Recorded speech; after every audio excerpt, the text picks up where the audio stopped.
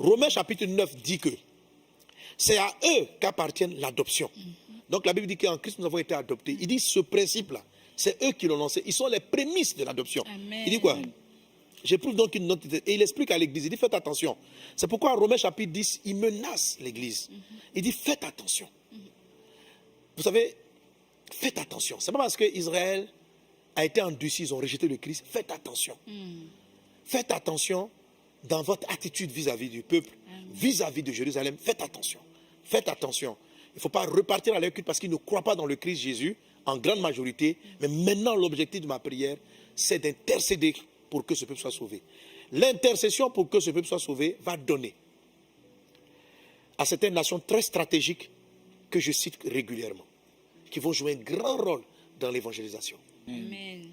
Hier, vous avez des pays qui sont divisés en deux, qui sont chrétiens et musulmans. Je vais parler du Tchad.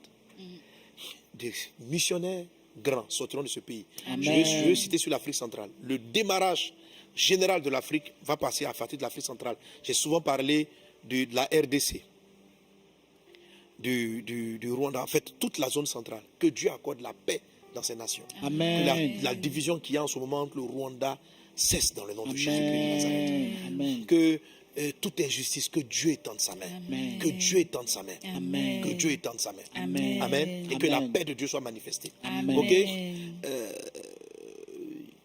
Dieu va susciter. Dieu va susciter. Et Dieu est en train de susciter des hommes, entre guillemets, qu'on appelle providentiels, qui vont arriver. Et ce matin, j'étais en train de prier aussi pour le Cameroun. Je priais pour le Cameroun. Je déclare, je dis le Cameroun, et je vais inviter nos intercesseurs par rapport au Cameroun.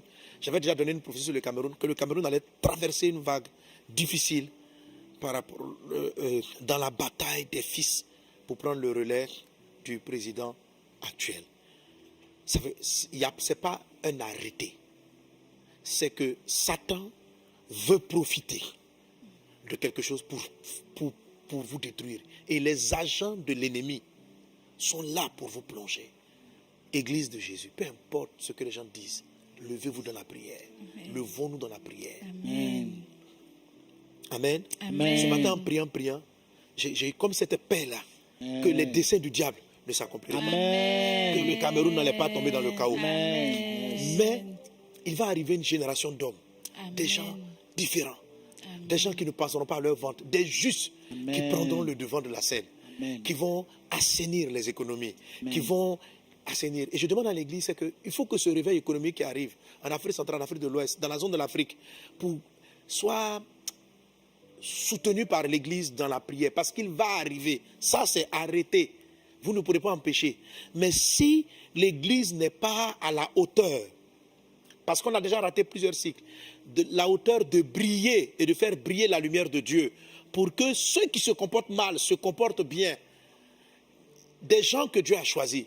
Dieu avait choisi Saül, mais il s'est corrompu. Les rois qui sont corrompus sont des choix de Dieu.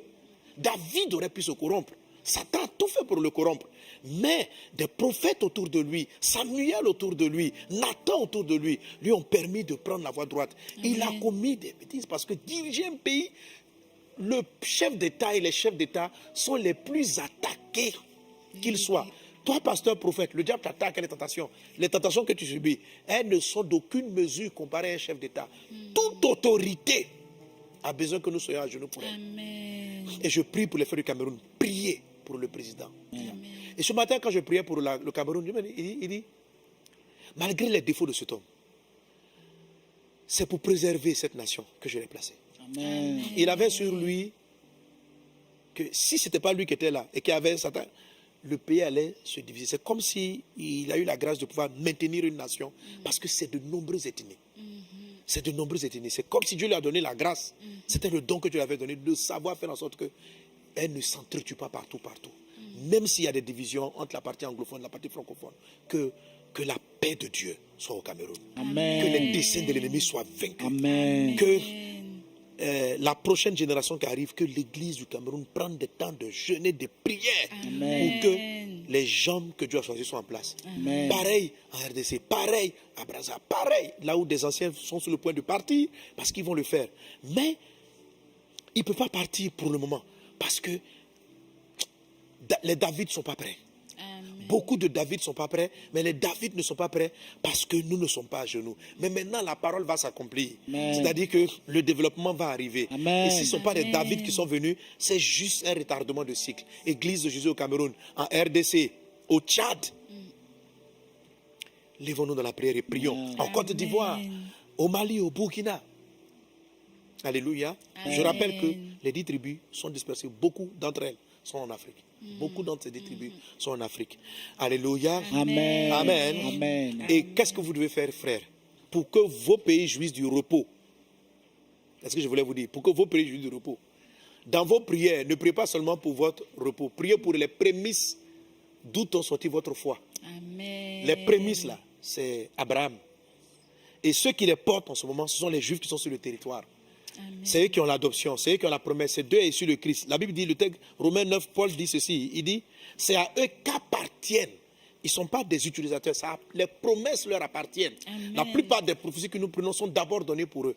C'est notre racine. C'est comme on dit, honore ton père et ta mère. Si tu n'honores pas ta source, toi-même tu te pourris. C'est notre source. Qu'est-ce qu'on doit faire? Prier pour eux, les évangéliser, leur parler de Jésus. C'est pas la peine d'aller profiter du pays économiquement, tout ça. Ça c'est bon.